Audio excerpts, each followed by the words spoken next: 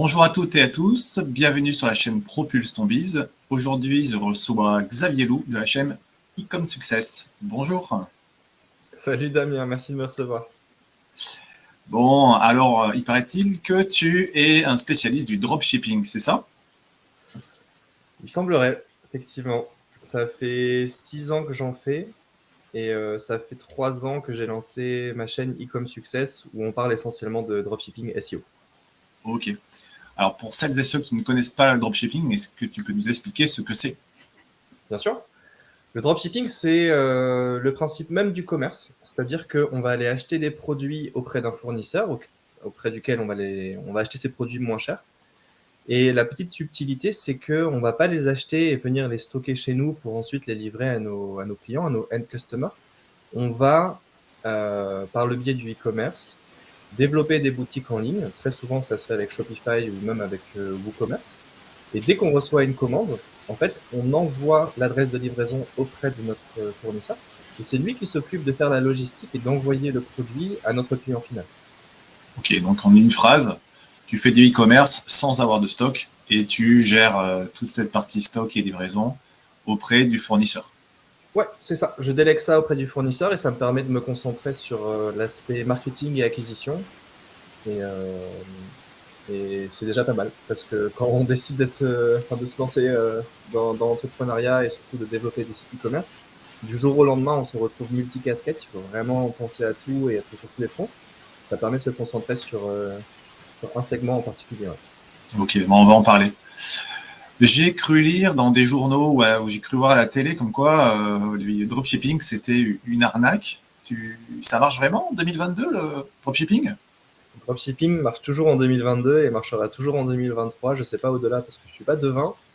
Euh, Effectivement, dropshipping, c'est souvent associé à de l'arnaque parce que les gens considèrent que la valeur ajoutée autour des produits que l'on vend n'est pas suffisante par rapport aux services fournis. Il y a plusieurs choses dans cette, comment dire, dans ce que les gens associent entre dropshipping et arnaque. La première, c'est que euh, on gère pas la logistique. Donc, quelle est la valeur ajoutée supplémentaire qu'on rajoute? Effectivement, pas grand-chose là-dessus. La deuxième, c'est qu'il y a des frais des délais d'expédition qui peuvent être un peu plus longs par rapport à si on passait par un site e-commerce plus classique du type Amazon qui peut livrer avec Amazon Prime en quelques jours. Dans les deux cas, il faut considérer deux types de dropshipping. Il y a ceux qui le font vraiment en mode one-shot. Ils sont bas les steaks du service qu'ils vont fournir à leurs clients parce que généralement leur boutique elle tient 1 à 2 mois et après ça ils la ferment et ils n'envoient même pas la moitié des produits. Ça c'est Donc très là c'est très vraiment une arnaque pour les gens. C'est vraiment une arnaque totalement. Je suis entièrement d'accord et je me bats depuis des années pour combattre ce type de comportement. Je refuse d'ailleurs quelques clients qui voudraient faire ce type de stratégie et je leur dis non, non, non, ça marche pas comme ça. À l'inverse, moi j'ai une boutique là ça fait 1 an et demi qu'on l'a lancée. On a fait plus de 2000 commandes. Elle est toujours là. On a un taux de clients réguliers de l'ordre de 15%, qui est dans les statistiques sur des sites e-commerce que j'ai pu voir qui sont pas forcément du dropshipping. Et la différence, du coup, moi, c'est que je passe par un agent qui a directement son usine sur place, qui fait du sourcing. Le sourcing, c'est quoi? C'est analyser la qualité des produits, c'est faire un packaging personnalisé avec les marques que l'on a développées. Et ça permet surtout d'envoyer les produits beaucoup plus rapidement. Généralement, mes clients, ils sont livrés en 7 à 10 jours grand maximum. Après, ça dépend, il y a tout type de produits. Il y a des produits qui peuvent être aussi hors stock. Ça arrive pour n'importe quel e-commerçant. J'ai dû attendre mon canapé que j'ai acheté chez Podphone et Sofa pendant plus de 6 mois. Ça arrive. Des fois, on fait des commandes en ligne et ça met plus de temps. Mais en tout cas, pour moi, c'est vraiment la base du commerce puis du e-commerce. D'aller s'approvisionner auprès d'un fournisseur pour ensuite revendre des produits.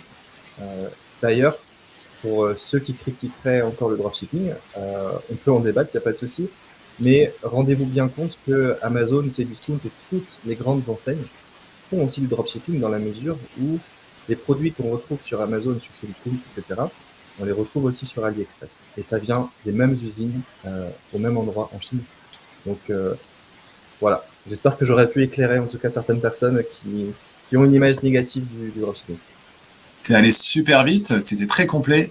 On va revenir juste sur 2-3 petites notions pour celles et ceux qui débutent. Donc, si on veut faire du dropshipping, on passe par des solutions clés en main qui nous permettent de monter des boutiques. Et par rapport aux produits que l'on souhaite vendre, soit on s'inscrit sur des plateformes qui nous fournissent tout le catalogue produit qu'on n'a plus à installer sur sa boutique et on peut ouvrir tranquillement sa boutique. Soit on passe par des intermédiaires, donc tu disais des sourceurs, qui nous font la relation avec l'usine en question, ou les usines, les partenaires sur place, et qui s'occupent de la bonne qualité et des formalités, des douanes, de la livraison, ce genre de choses. Ouais, exactement. En fait, on va dire 90% des dropshippers testent énormément de produits. Parce que l'avantage de ne pas avoir de stock, c'est qu'on peut tester un petit peu tout le catalogue de AliExpress souvent. Il y a des solutions clés en main via AliExpress, via des applications qui vont devenir des connecteurs API entre votre CMS, donc généralement Shopify, et AliExpress. Il y a plusieurs applications qui sont gratuites d'ailleurs, telles que Oberlo ou bien DSERS, DSERS. Et après ça, si vous avez plutôt une stratégie de marque et que vous voulez que votre boutique elle perdure dans le temps, ce qui est le cas sur toutes les boutiques, eh bien on va aller un pas plus loin, on va aller faire appel à des agents qu'on va rémunérer. Donc certes qu'on fera un peu moins de marge, mais au moins on aura vraiment un service client adapté et on gardera la main sur tout le long, sur l'expédition, sur le sourcing, sur la qualité des produits, de manière à ne pas envoyer des produits qui seraient de mauvaise qualité ou bien qui seraient expédiés au bout de 2 mois. Donc si je résume, soit je montais une boutique e-commerce, dropshipping, sans prendre la tête, je m'inscris sur des plateformes type Amazon, AliExpress en tant que vendeur. Je peux intégrer le catalogue produit et rouler jeunesse, c'est parti, j'ai ma boutique qui est en place. Soit je veux vraiment faire la qualité et je passe par un sourceur qui va me trouver les bons produits avec lesquels je corresponds et qui va s'occuper des formalités à ma place. Et je pourrais être sûr que derrière, j'aurai très peu de SAV, ou en tout cas, j'aurai au moins un humain avec qui je peux dialoguer pour gérer ce genre de soucis. C'est ça. Après, dans les 2 cas, même en passant par AliExpress, l'idée, c'est de pouvoir tester des produits. Et si on se rend compte qu'il y a un produit qui, en ce moment, est vraiment intéressant, que le marché répond qu'il y a une vraie demande, l'idée, c'est quand même de passer par des fournisseurs sur AliExpress, mais qui sont là depuis un moment. On peut voir justement les avis clients, le nombre de commandes, si les gens reçoivent leurs produits rapidement ou non. Généralement, ces fournisseurs-là proposent des catalogues un peu plus chers que les autres fournisseurs, alors que c'est le même produit, mais on ne prend pas le risque, dans tous les cas, de se retrouver avec une clientèle insatisfaite. Et si en faisant ce testing, en passant par la méthode classique avec les API, on se rend compte qu'on a vraiment, on appelle ça un winner dans le jargon du dropshipping. Si on a vraiment un winner, et ben là, on va faire appel à ce même fournisseur ou bien à l'agent que j'ai cité. Et on va pouvoir acheter du stock et on va pouvoir sourcer en termes de qualité, on va pouvoir envoyer un peu plus rapidement les produits. Et là, ça devient vraiment un business en e-commerce de A à Z. C'est limite, c'est plus du dropshipping en fait. C'est vraiment tu fais du stock et tu t'occupes de la logistique avec ton agent que tu rémunères pour ça. Question que se posent toutes les personnes qui souhaiteraient faire du dropshipping. Est-ce qu'on peut gagner de l'argent encore en 2022 avec ce système? Et si oui, quelle méthode tu nous préconises? Oui, bien sûr. Alors moi, j'ai commencé en 2016, comme je t'ai dit dans l'intro. En 2016, à l'époque, je travaillais chez Airbnb et j'avais un peu de temps à utiliser pour faire un business en ligne. En tout cas, c'est vraiment ce sur quoi je voulais me consacrer à l'époque. À l'époque, ça fonctionnait beaucoup par Facebook Ads. C'était la méthode qui fonctionnait bien. Et puis, depuis quelques années, Facebook, il y a eu énormément d'abus. Ils ont déclaré la guerre au dropshipping et c'est de plus en plus compliqué de le faire. Facebook bloque quasi automatiquement les Facebook Business Manager dès que tu veux lancer des publicités. Du coup, moi, la stratégie que j'ai adoptée depuis 1 an et demi, 2 ans, c'est la stratégie dropshipping en SEO. Et c'est pour ça qu'on fait cette interview aujourd'hui, parce que tous les deux on travaille dans le SEO. C'est en ça. fait, ça fonctionne aussi bien, voire mieux, tout simplement parce que lorsqu'on est sur les réseaux sociaux et qu'on se prend une publicité sponsorisée, euh, on est toujours un peu méfiant. C'est normal de se dire, c'est qui ce mec-là? Pourquoi est-ce qu'il veut mon argent? Il y a un loup. À l'inverse, en SEO, mettons que je sois à la recherche d'une bague en forme de lapin pour ma nièce qui a 4 ans, je vais aller faire la recherche moi-même sur Google et je vais tomber sur un site qui va me plaire ou non. Mais en tout cas, c'est moi qui aurai fait la démarche et c'est moi qui serai responsable de ce que j'ai fait. Et Mm. pour répondre à ta question in fine, est-ce que oui, est-ce que c'est toujours rentable? Est-ce qu'on fait de l'argent grâce à ça? Je pense que je serais pas là je serais pas là à en parler si c'était pas le cas. Ou alors c'est vraiment que je serais un marchand de rêve. Faut savoir qu'il y a beaucoup de formateurs sur le marché. J'en ai bien conscience. Je suis pas le seul à travailler en SEO. Néanmoins, la subtilité, c'est que moi, dans mes formations, je montre les boutiques que je développe et je continue à faire du dropshipping là où beaucoup se rémunèrent quasi exclusivement autour de la vente de formation et au final, c'est un peu le serpent qui se mord la queue. Moi, la grosse différence, c'est que je continue à en faire et d'ailleurs, tu passeras sur ma chaîne très bientôt et tu pourras analyser l'une de mes boutiques en live, donc ça va être challengeant. La voici, ta chaîne Ecom Success, avec toutes les vidéos. Plus de 130 vidéos, c'est ça, presque 7000 abonnés.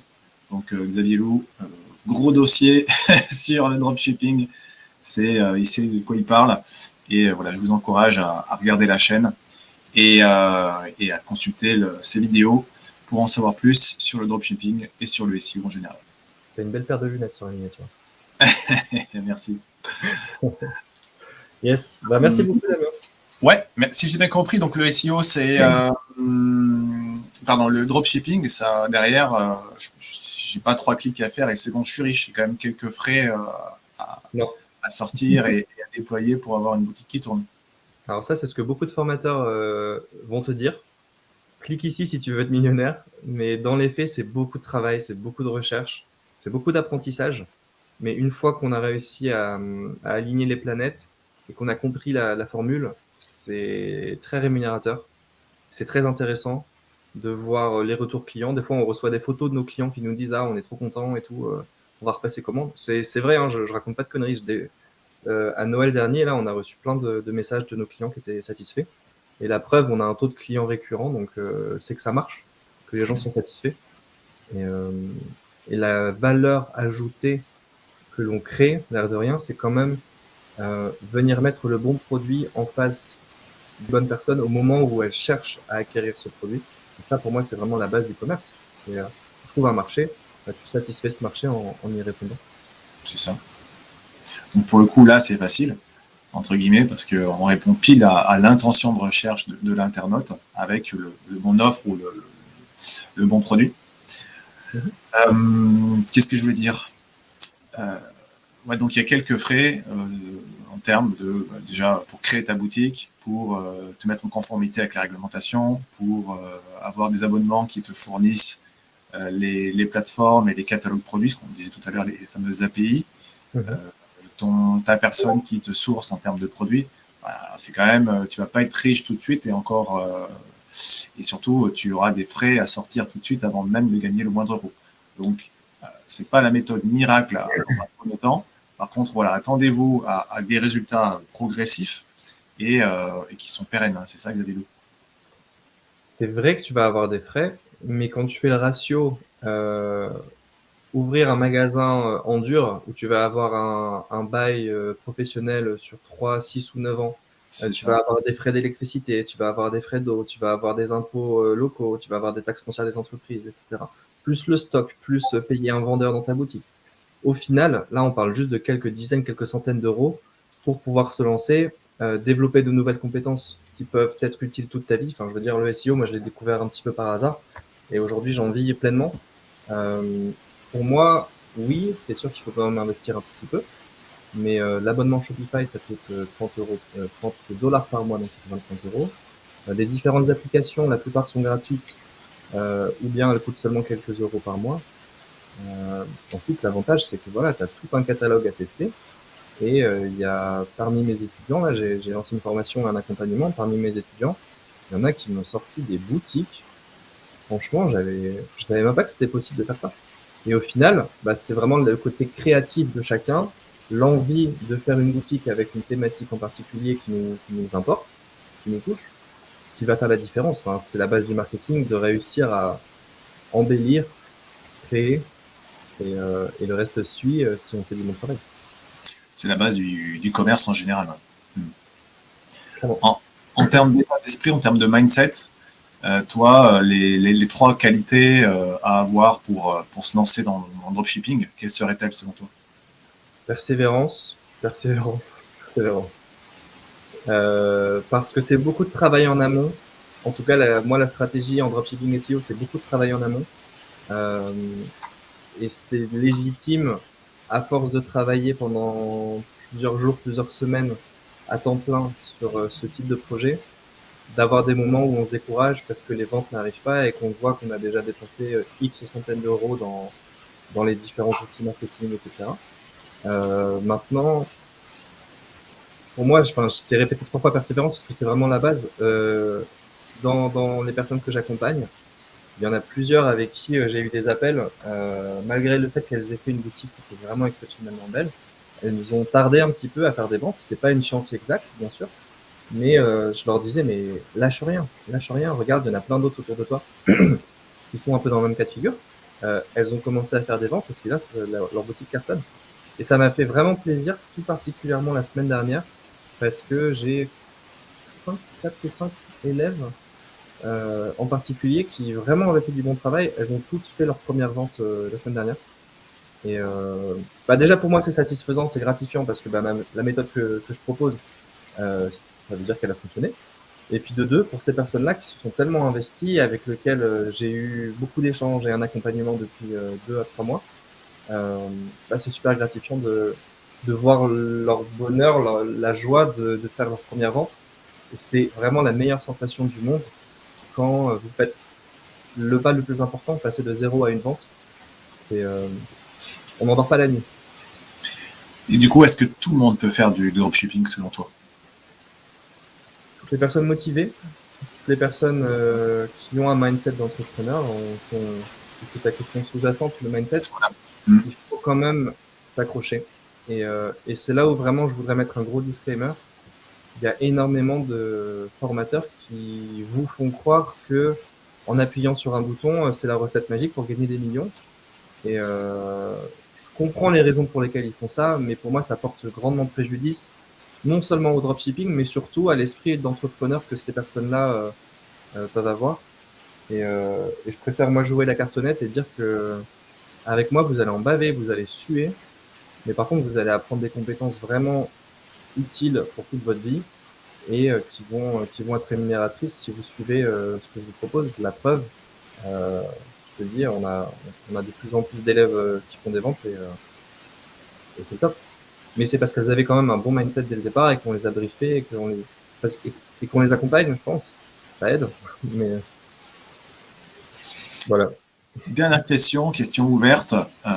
Mis à part ta chaîne e-com Success et ma chaîne Propulse ton biz, quelles seraient les chaînes YouTube que tu préconises à ton audience, à notre audience, à une audience d'entrepreneurs?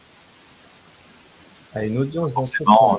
Pas forcément entrepreneur si tu veux, mais quelle serait ta chaîne, quelle est la chaîne YouTube que tu regardes le plus, par exemple, hormis des confrères ou des chaînes spécialisées?